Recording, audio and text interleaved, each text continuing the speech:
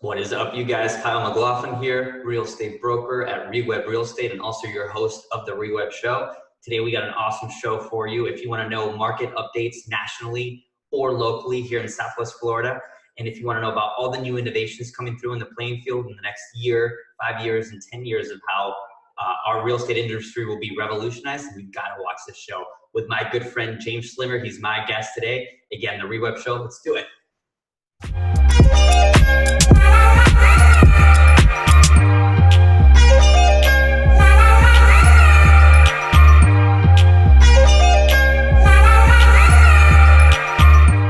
All right, you guys, welcome to another episode of the REWeb Show. I'm your host, Kyle McLaughlin. I'm here with a really special guest today.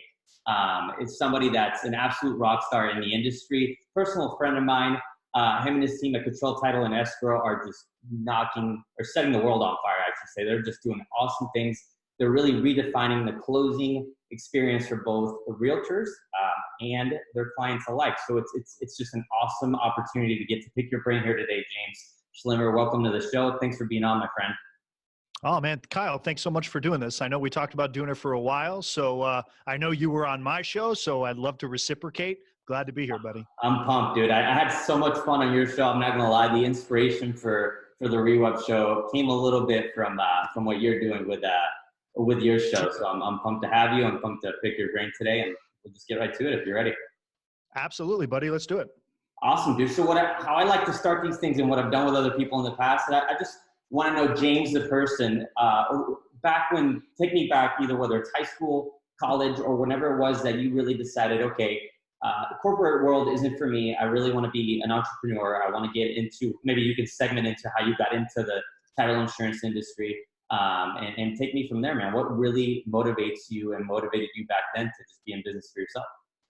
Sure, I can tell you. So anybody that knows me knows I'm just very, very self-motivated, and I love just doing big stuff, trying to do big stuff. I fail a lot, but from high school, whether it was, promoting a professional wrestling match at our high school and doing the whole marketing event and getting 800 tickets sold, all the way to literally, trying to be a WWE wrestler. Like there's no limitations on what I know that I can do for myself. So when I was at the point of working with a company, prior to Cottrell, I was selling historical archives to libraries, like the most boring job in the whole entire world. It was really cool because I like history, but I was sitting there and I'm like, I know I can do so much more. I know it. And it was a great job. It was a corporate job. The income was great. And I had a son, so it was nice. But I was sitting there just knowing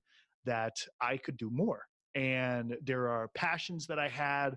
There are just things that I knew I wanted to do. And I was very lucky to have a great fraternity brother, Mr. Justin Cottrell, who, we knew each other from the University of Central Florida in the early 2000s, who ended up purchasing a CPA firm with his father in about 2007. The market obviously took a dive. You're not doing taxes for real estate agents in that market, but Justin figured out as a real estate attorney how to do debt litigation, foreclosure defense, short sales, bankruptcy. Those short sales created closings. And it was Justin Cottrell who gave me the opportunity, who said, you know what, I can look at Collier County, I can look at the title insurance industry, and it's just, if we're willing to outwork everybody else, it's for the taking. And put the innovations aside that a lot of people know us for trying to, constantly come up with new technology. Just put that aside. If you are just willing to outwork everybody in the old world, you will be successful in real estate in Collier County. When you really, really look at it, there's not that many people that are hungry. And obviously there's 6,500 real estate agents. There's probably 50 different closing companies, but the bar is not the highest. So when we looked at it, it was like, okay, let's do this. Am I willing to bet on myself? And 100% always I am. And Justin and I started down this journey of trying to, kind of build a great closing company. And then with that, which we can get to, was after, 5 years of really learning and understanding our side of the fence, the title side of the fence, did we then believe that we earned the right to start innovating and earn the right to start, how do we create new technology to make things, things that have never been done before. And now we're really, what I would say, I'm in the entrepreneurial seat because our company is at a point where we have an amazing team. I can focus on innovation. I can focus on trying to make partnerships with developers and with brokerages like yourself, that we can really try to change a very archaic industry. So that's what we're doing. Yeah, that's awesome, man. That's awesome. You had a couple little like awesome nuggets what you just said about hard work and just and grinding. And you're right. There's no, just to go back to what you said, was so special. There's no amount of tech. There's no amount of innovation to a certain extent, right? But you have to really define what that means. That's going to outwork you like a hard worker, right? Making the connections every day, reaching out to people. In your case, connecting with real estate agents, with developers, with builders, with mortgage brokers.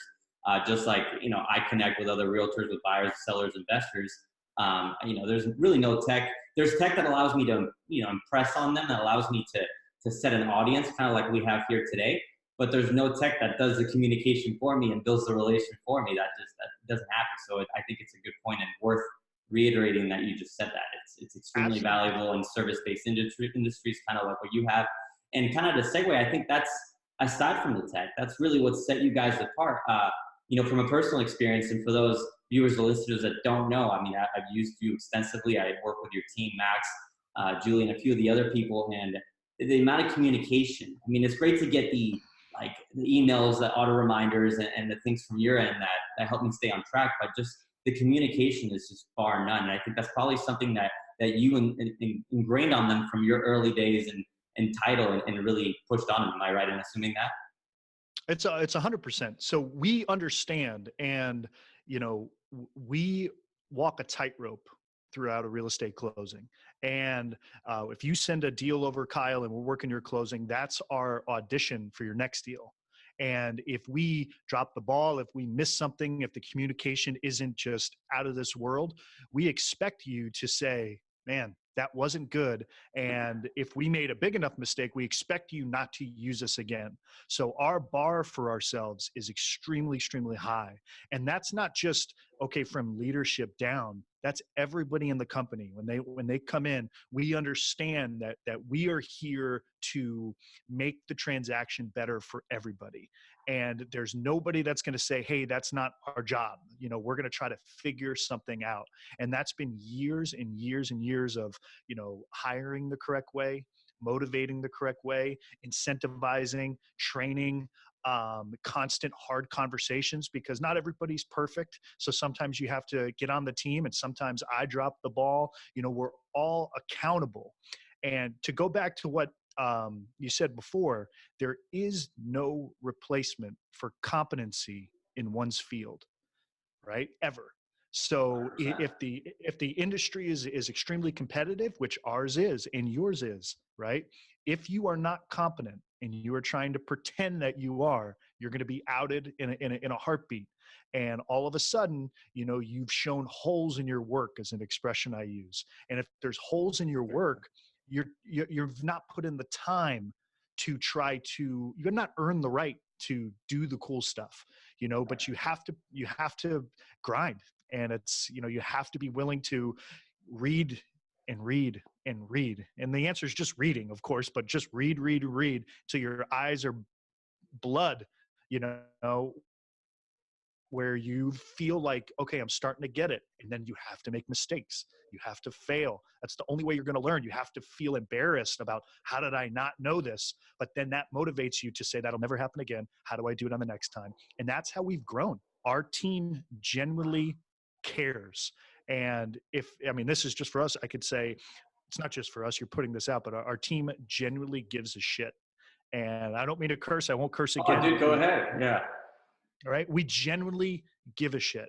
And we care so much, from, the folks that greet you as you walk through the door, all the way to the attorneys, to the tax professionals at Cottrell Tax. We care so much. And it's just that endless pursuit that we've seen the growth in the numbers and the closings and orders and so forth.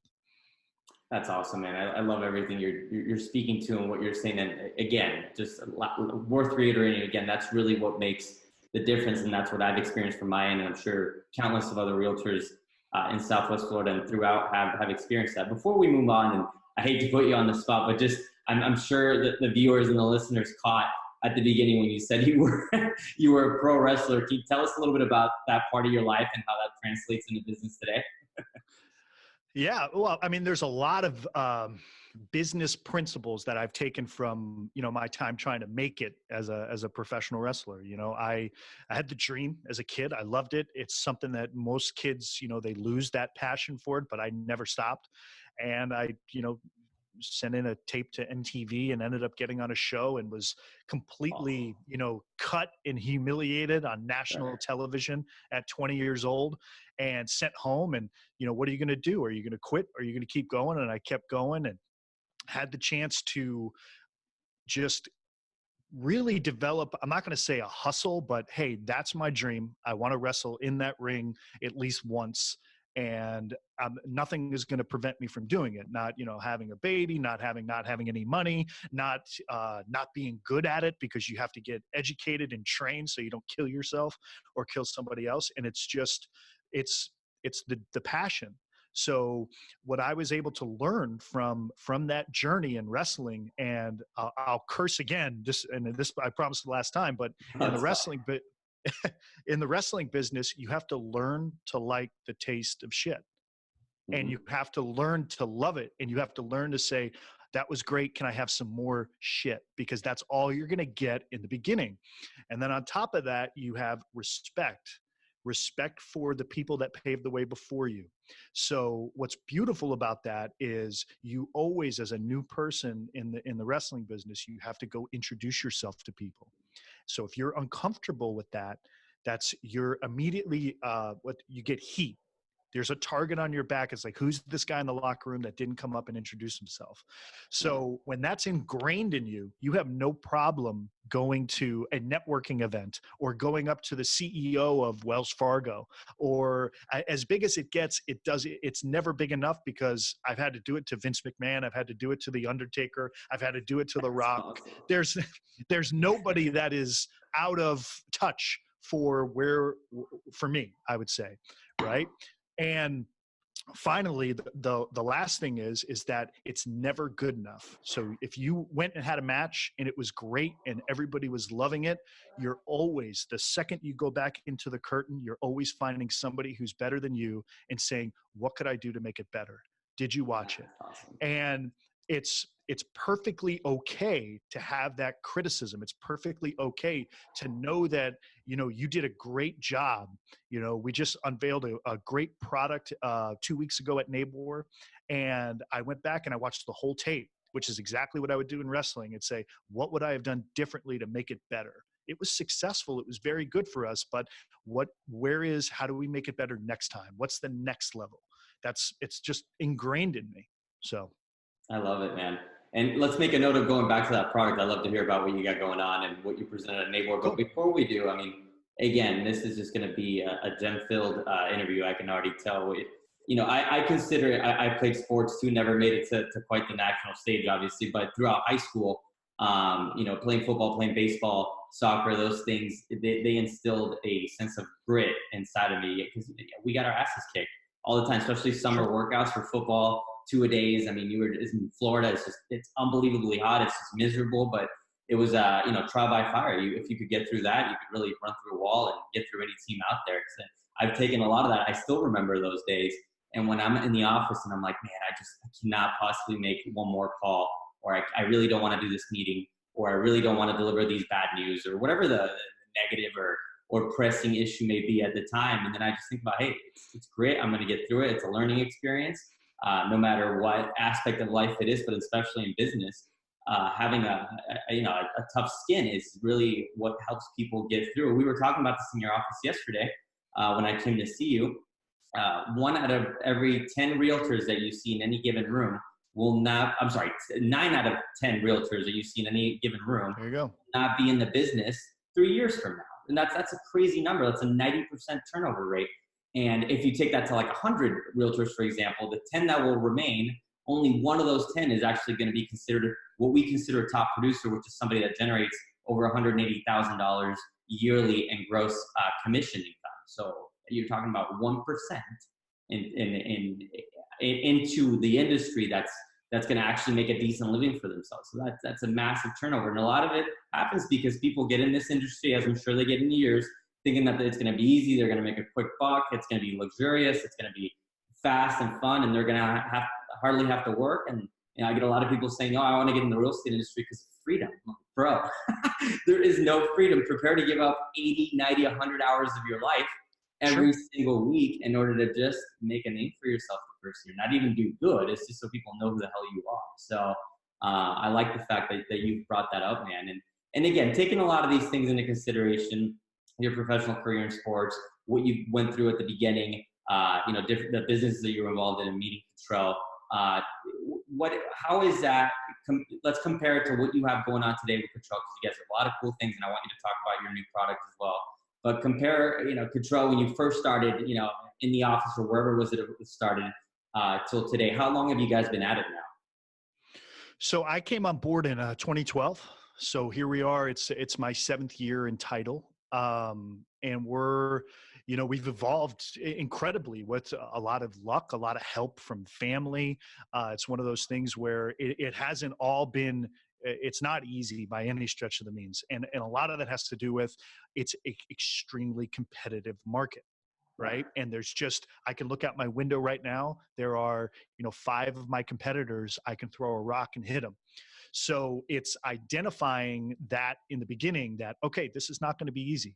What are we going to do to survive? Number one, and then get competent. Number two, and then figure out, where is the future headed? And that's where the fun stuff is. But again, you have to earn the right to get there. So, we started in I would say a smaller office. Our conference room table was a dining room table. And now we're at the point where we have, 3 great conference rooms, and we just opened up a training center. So, but by any stretch of the means, I would say we are, 2 steps in to this journey right now. And a lot of folks would say, oh, you guys, we're by no means there yet. And we're getting accolades, which is appreciative, and we're very grateful for that. But everybody on this team knows that we are nearly this is the early chapters of the book of where we're headed in helping shape the way that real estate is transferred. That's awesome, man. Tell me, based on all that and what you guys are doing, and you talked about it a little bit earlier, tell me some of the new innovations that are going on at your company and how that differs from some of your competition, and what your plan to scale those products and innovations is here going forward. Sure. So, and I have no problem sharing this information too, because I feel like, and I know Justin believes this too, is that we could literally give a blueprint for everything that we're going to do. And there are very few people or companies that would be able to execute and steal our ideas or any of that stuff. Man. It is beyond difficult to execute. And that's where that endless hunger to work and get up and go, and that's where 90% of those agents fail, in my opinion. Mm-hmm. And I've seen it over the last 7 years. They're not willing to put in the work to execute. They're talkers. I want to do this and I want to do that and I want to do that. But where the rubber meets the road, they're not willing to put the pen to paper, hold themselves accountable, do the steps necessary, go through that uncomfortable phase where it's okay that you don't know the answers, But with us, we look at everything as where's the opportunity, right? And whereas most closing companies, their heads are in the files. And that was one thing that we were very, very, it was easy for us to identify that everybody's focused on the actual files inside the closings. Nobody's taking their head up to take a look above water and say, what's needed? How could it be better? What are some of the frustrations? And then when you get to that, it's like, are you really willing to tackle why are agents driving checks in 2019? How do we fix that problem? Okay, well, are we willing to invest the money with Wells Fargo and a company called Zachem and make an app that now they could just take a picture and it's safe, it's secure, so nobody ever has to drive a check? We are. And we're willing to put the legwork in and the 4 months it takes to get it built out. And, try to call somebody at Wells Fargo and see if you get anybody on the phone and then work with their development team. It's not easy. But we look at it and say, wait a second, if we could do it, Now we really have something different to say. We're all creating title policies at the end, but how you get to the title policy is completely different with Cottrell than it would be with, another competitor. So we look at everything as an opportunity. And whether it's, stop driving checks and use our remote deposit capabilities, great, it works. If it's why are buyers and sellers that are able to do everything electronically, right?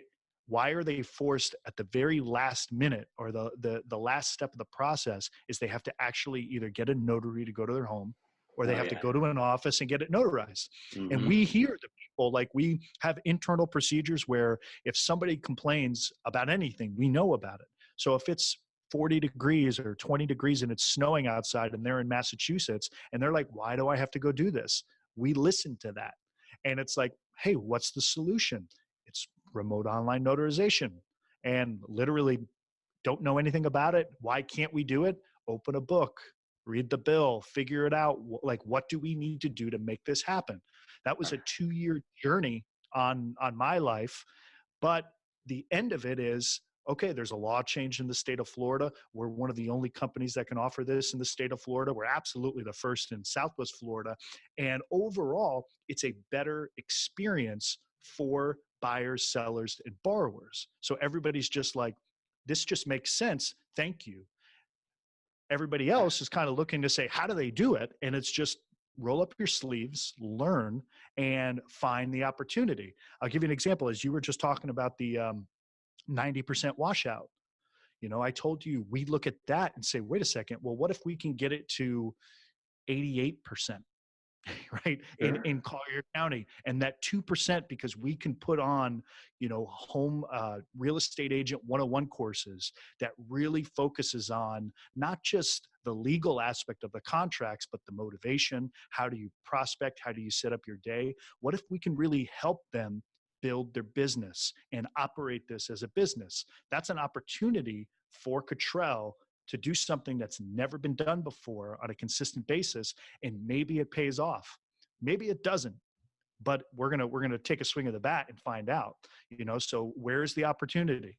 We'll find it. We'll develop it. We're going to go after it and see where it goes. I love that, man. I love what you said. You're going to take a chance at it, take a swing of the bat, see if you hit a home run. And I absolutely 100% think it's a home run. Going back to what you first said about that app, man, I mean, blown away the first time that I used you guys and you guys deployed the app, and I had a buyer, and we have the reminders for when their deposits are due, when escrow money is due, so on and so forth. And she had her second deposit due, and I was getting ready to call her or email her and say, hey, don't forget about the second deposit. I'm sure Cottrell's already reminded you. And she sends me a screenshot. She's like, oh, this is so easy. I just did it through the app. I'm like, what? I'd never ever had an experience like that before. And you're right. Before, they would have had to either mail a check if it was the first one. The second one, they have to do a wire, or a certified money order, or whatever it is. It's just a big pain. And dude, you don't even think about. But what you just said, if you have out-of-town buyers that are either in another country or in a wildly different time zone, or it's snowing, right? I know it doesn't happen here in Florida, but Northeast and Midwest, they get crushed by snow while we're over here in Georgia. We don't even think about it, right? And sure, drive out to put something in the mail. It's antiquated. And that's why I really believe in you guys and being the driving force of innovation, just little things like that are complementary to your already existing services. So you don't abandon the communication, you don't abandon the rapport building, you don't, what you said before, you actually take your eyes off the file to look at the client, be like, hey, this is a real person that I'm communicating with. Let's figure out how to make their experience 100% excellent, legendary, to where they just become raving fans. And they have a stress-free, or as much as you can make a stress-free transaction. So those are key elements. I just wanted to comment on that, that make my life easier as a realtor, as a broker, as a business partner, as a buyer, as a seller. Makes it so much easier for me to do business, and kind of takes the stigma and just the wrong perceptions that people have about doing a real estate transaction. A lot of people tell me, dude, I have so much paperwork, I don't even want to go through it. It's just too much to do. I'm like, things have changed so much. Technology has helped us so much that I'm glad you guys are pioneering that. So congrats on that. And there's the little things. It's the little things about we'll come out with a great resource so you can create seller net sheets and buyer closing cost estimates, and it's off our website, and you go click the closing costs, and then you have to log in. The agent has to log in to do that. And we offered it for a couple years, and it's listening to real estate agents say, I don't want to have to sign in to anything else. I don't need another credentials to use this. Why can't it just be easier? And with that, we're like, okay, why not be able to just do it via text message without having to sign in? Never been done before. So it's like, who can we find to help build this? Who can we find to start? How can we incorporate other cool stuff? Like everything I'll say is cool because it's we're doing stuff literally right now that's never been done before Cool. in the industry. And we're watched by some of the largest companies in the country in our space saying, how are they doing it? What does it look like? What's our feedback on it and so forth? So that's exciting. But again, where is the little opportunity to differentiate ourselves? And then how can we actually do it? So when we just announced ALLANNA, which is our customer resource tool, it's the first time agents have been able to, all through text message or website chat at fltitlegroup.com, they could create seller net sheets, create buyer net sheets, get real-time closing information, upload documents, access documents, get information, communicate directly in real time with their closing team during business hours. They could do everything via text message, which is where they're living anyway. So yes, there's some agents that don't want to touch any of this because they're old school, which we will accommodate. And then there are a lot of your agents, Kyle, the new age coming up, they want, how can it be done quicker, simpler, and get me my information? And with that though, we look at technology as simply a way that we could spend more time with you personally. So if we can create the most efficient resources that can streamline our day and yours, we have more time to pick up the phone, hold your client's hand through the process, make sure that every question is answered, I dotted, T crossed, the whole deal. That's our view of technology. It's never to replace our team and the personal touch, because a real estate transaction is intimate and it is personal. And we want to make sure that that experience is just through the roof, and somebody not having to get in their car and go to the bank to wire their deposit and avoid a $25 wire fee. They're appreciative of that. They're appreciative of the thought that we, spent 4 months on to make it so they didn't have to spend the $25. So it's kind of the route that we're going. It's been working, and looking forward to at least what we come up with next. That's awesome, dude. Tell me a little bit more about the AI, or was it ALLANNA? I'm sorry, can you repeat that? Yeah, it's ALLANNA. So it's a customer service resource that essentially allows real estate agents to communicate with us when they want and however they want. So when it's 24/7, how they can either do it via text message, or if they're on their desktop, they can go to our website and they can use the chat feature.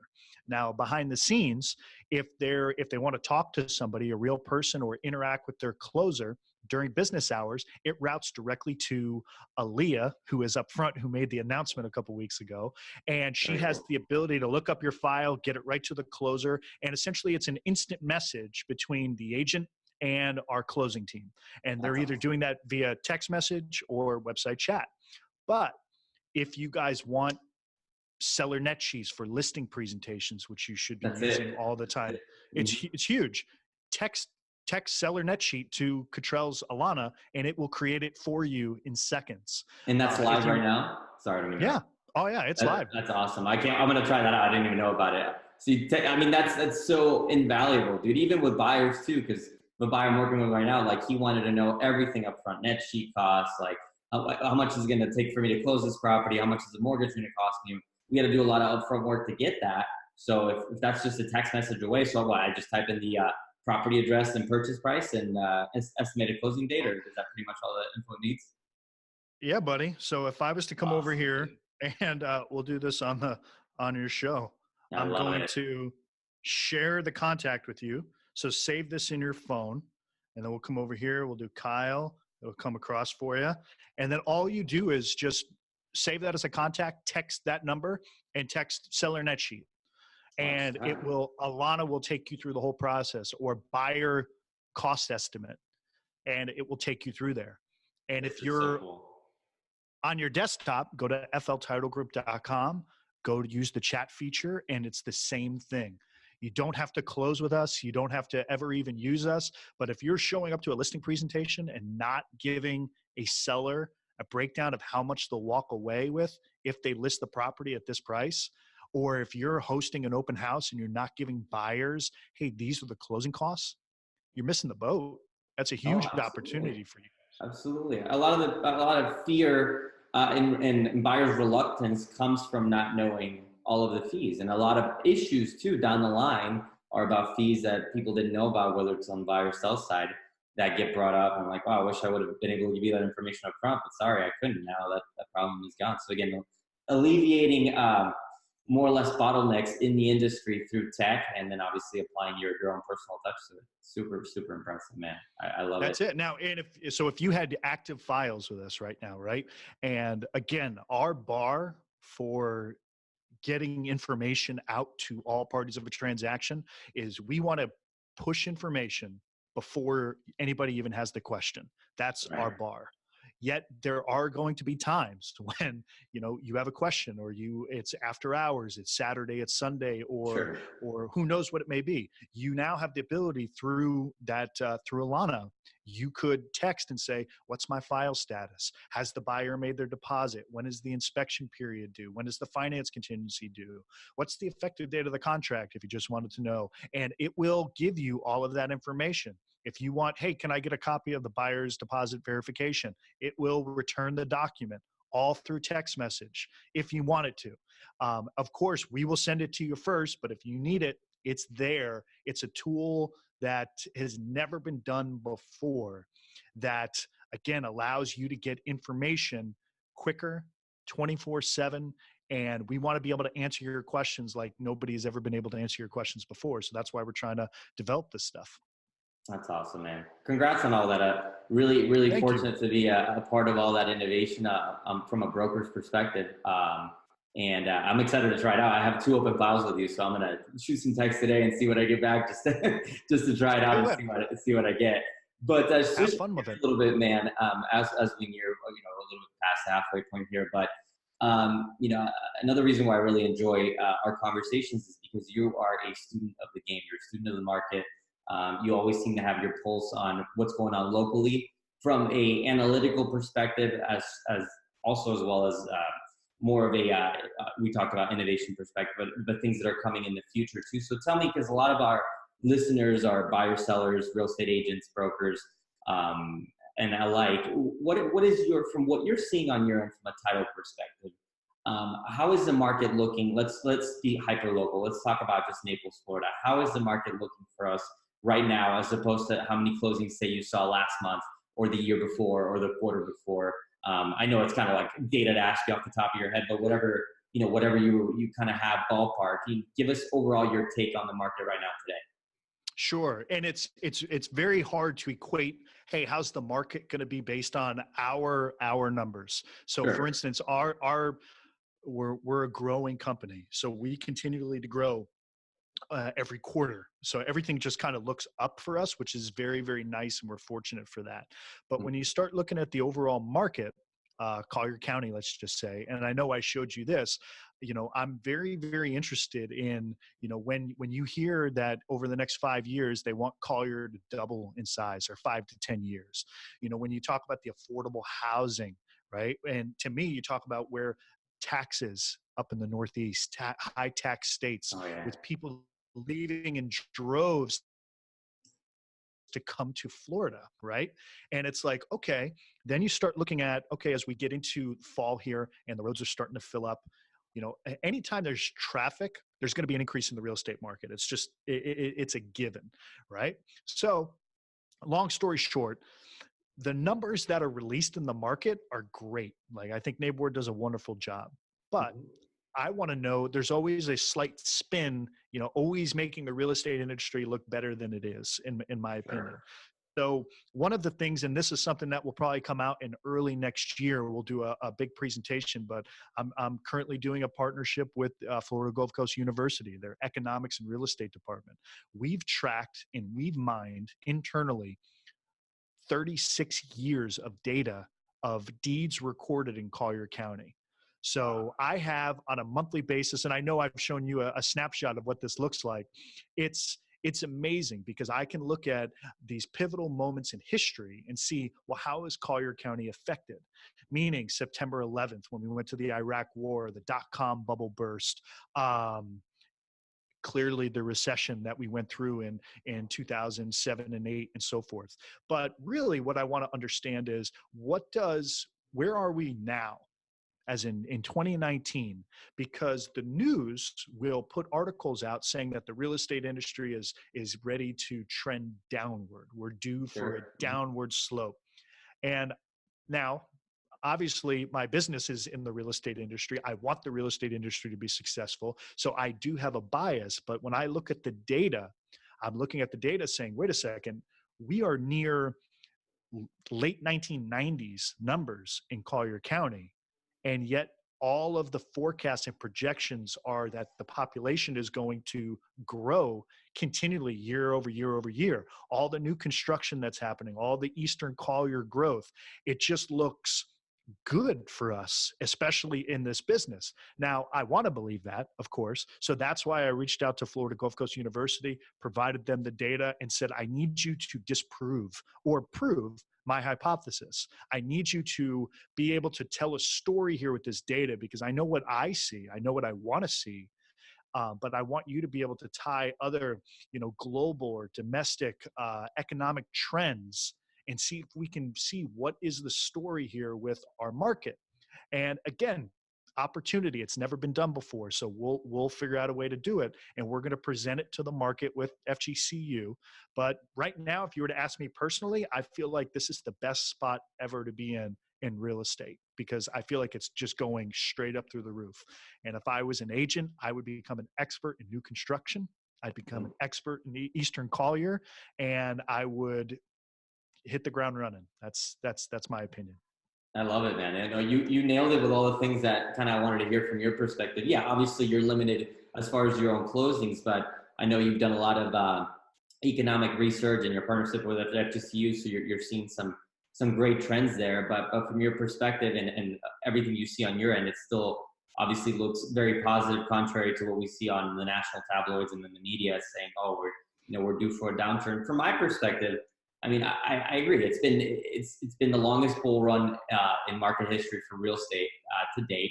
So yeah, what goes up must come down at some point, and we all know the market is very cyclical, especially when it comes to real estate. But sure, I think a lot of that can be not dwarfed, but at the same time, you can see some resistance with what we have going on locally. Because as much as there's a market, there's also a local market, and in Naples we actually have a hyper market because there's so many different pockets. Sure. You touched on two of them: East Naples, new construction, that just perform on their own merit. They perform on their own statistics, and I see things under 500,000 just moving like crazy. New construction still moving like crazy. Builders really moving inventory, providing incentives for realtors.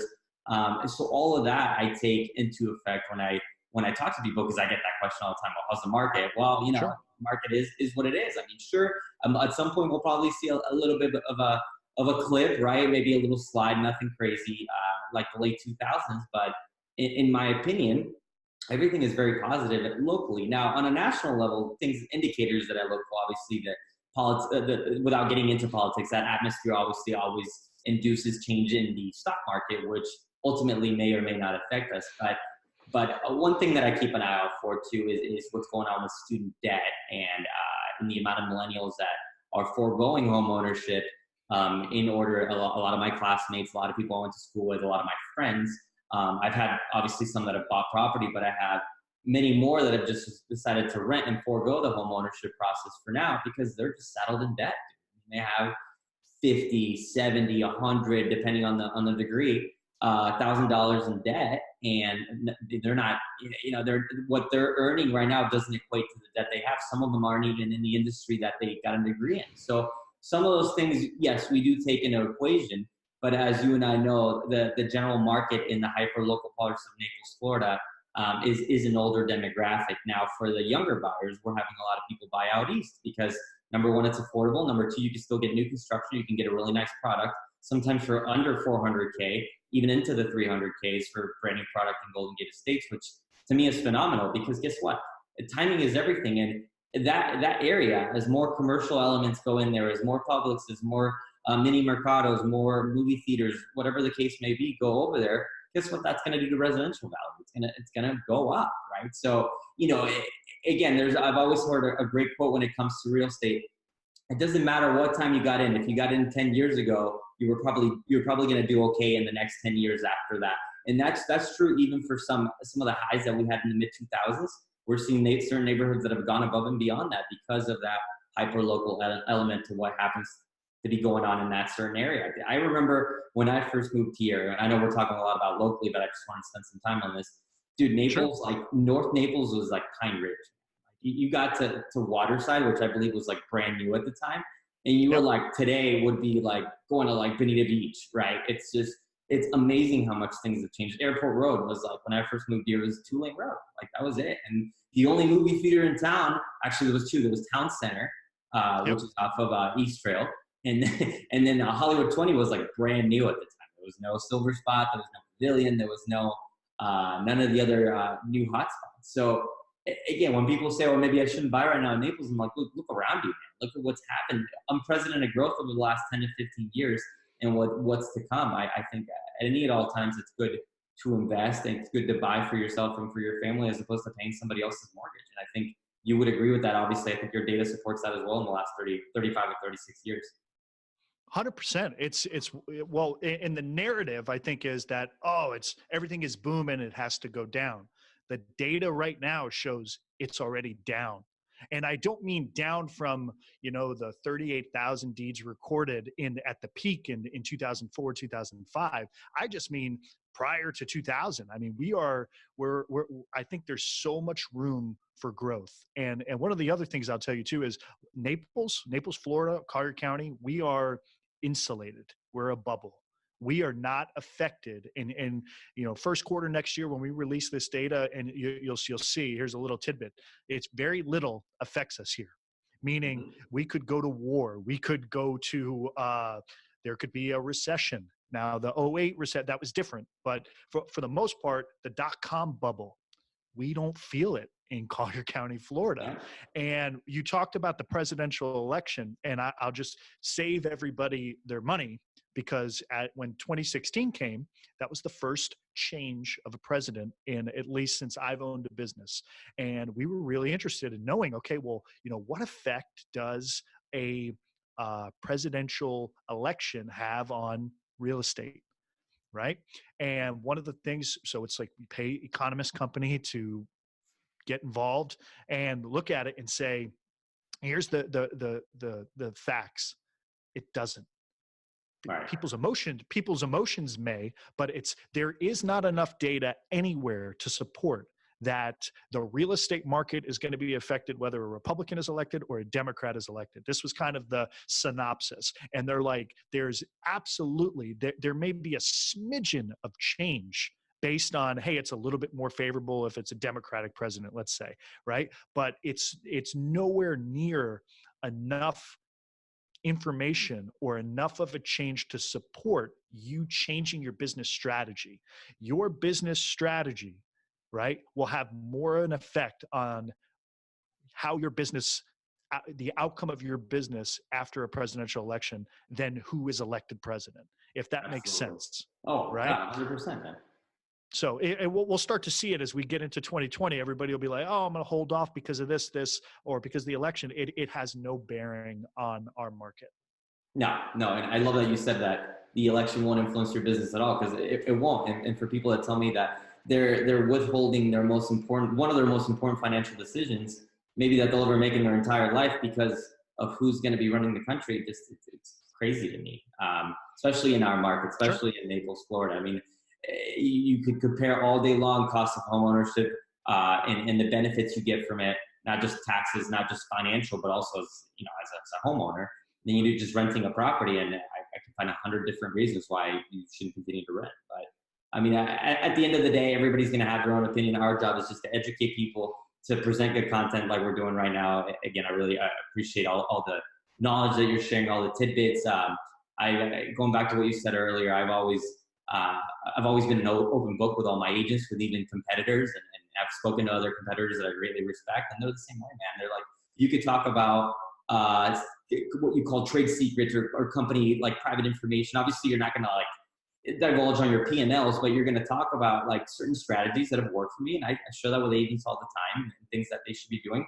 But it doesn't matter. I can literally like document my playbook like 100% and give it to somebody and say, here you go, here's my business. And it doesn't mean that they would have the same result, because it all comes again about worrying about yourself, having tunnel vision when it comes to your business, not worrying about the president or what the media is saying or whose cat is on Facebook doing funny videos. It's about you like focusing on your business every day consistently. And then one day you're going to look up and everything like you've done recently, you look around you, dude. Like, you've grown your business, you're opening up new offices, you're becoming a name, a respectable name in the industry. But you know, when you first started 5, 6, 7 years ago, like, that was a pipe dream, right? I mean, obviously I'm sure that was your goal, but it wasn't reality. But you committed, you stay consistent every single day. And that's something that is admirable, obviously, but it's not impossible for other people to do the same thing as long as they commit every day. I know I kind of rambled on there, but it just kind of ties into everything we've been talking about being a person. Sure. Of just taking direction on yourself as opposed to being somebody that reacts to their environment, just taking control of their environment. And that's what the whole name of the game is in real estate, whether it's in Southwest Florida or in Arizona or in California or New York, it doesn't matter. It's taking control of the situation and being consistent. I think you would agree with that as well. Oh, absolutely. It almost put blinders on to, Yeah. you know, your competition, let's just say. Now, I'm always aware of what's going on. I'm aware of what's worked and what hasn't worked for them, because I'd be foolish not to look at that. But we're in a different, and we believe we're just in a different business model than a lot of our competition. You know, again, we want and we thrive off of creating solutions that have never been done before. You know, we generally, whether it's, you know, painting a mural in our office, our lobby, just so when people walk through the front door, they're like, oh my goodness, they have to stop. And that starts the experience for when they sign their paperwork. That's important to us. You know, it's important to us that, you know, remote online notarization, and they're able to open up a laptop and do the closing that way. So it's just, we have our own niche. It just happens that that niche is getting us, is starting to pay off right now, which is very nice for us. At the national landscape, we know we're on the right path, because if some of the largest title companies in the country, you know, the ones, I can't say their names, of course, but if they're, you know, calling me up and calling up Justin Cottrell, and they want to have conversations with us about how are you guys doing this, and you know, what's next, or what do you guys think about this? We're knocking on, we're doing the right stuff, but it's just chopping wood every day. Mm-hmm. You know, we're here, we're chopping wood, and we're never satisfied. So I love it, dude. I love it. Let's close out, because I know I've taken a lot of your time, dude. Again, I really appreciate it. I know you're super busy, especially with all the growth you got going on. I'm going to leave you with this question that I always ask everybody at the end. And it takes a little bit of thinking, but I think it's special for not only for you, but as reflection, but for the audience as well, to know James a little bit more in depth. But if you could go back, call it, I think you said 7 years since you started at Cottrell, knowing what you know now today, and going back in time 7 years, what would you tell your past self? To give me two things, the two most important things that you can think of right now that you would tell James 7 years ago that would drastically change the course of business back then. Oh my goodness. It's a good one. So if I was going back to 2012, it's a different landscape than it is now. So if I was getting in the game right now, it's especially the title side, the compliance, the cost to be compliant, the technology, all so forth, and then where the future of how real estate is going to transfer, in our opinion, it would be very hard to get in right now and try to get in front of it. It's just, I would say it's nearly impossible, to be honest with you. But going back to what would I tell myself is, humbly, and I say this humbly, is, you know, we did all the right things. We knew nothing was going to come quick. We knew there was no, hey, you know, if you can see the job posting sometimes like, hey, do you want to make 6 figures in a year or any of that stuff? That doesn't exist, you know? Right. So we had extremely realistic expectations of the work it would take to get into an extremely competitive market and trying to be good at it and provide great work. And since our focus has always been doing great work, providing just an amazing closing, not just a good one, an amazing closing, you know, that has been our focus since 2012. Everything else has worked out from there. So I couldn't go back to myself and say, hey, you know, avoid X, because that hole that we stepped in made us so much better. You know, that hole, you know, the fact that, you know, I know and have worked in every single role in this title company. Like, I can process, I can close, I can reconcile the monthly escrow accounts. You know, there's nothing that we can't do here. So there's no holes in our work. There is no substitute for that. So to go back, it would be simply stay the course. It's going to be the hardest thing you ever do, but it'll be the best thing.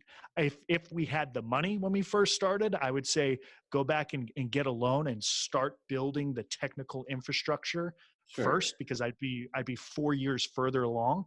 But what we didn't know, and the fact that we didn't know it makes us smarter now. So that's kind of I like that answer, man, because most people are, and actually I think it's a great answer, because most people try to think of something like, oh, don't do business with X, or don't do this in this position, or you know. But you were just, you know, very sincere when it comes down to it. Like, you just worked hard, you did the right things, you focused on the client experience, so you put them first. And if anything, you go back and double down on that, and try to double Sure. on those certain efforts before, because clearly they worked. So why would you deviate from that? So that's a great answer, man. I appreciate it. So if other realtors, other brokers, whoever wants to get a hold of Cottrell Title and Escrow, wants to get a hold of James Schlimmer, how do they reach you, man? What's the best way to contact you right now?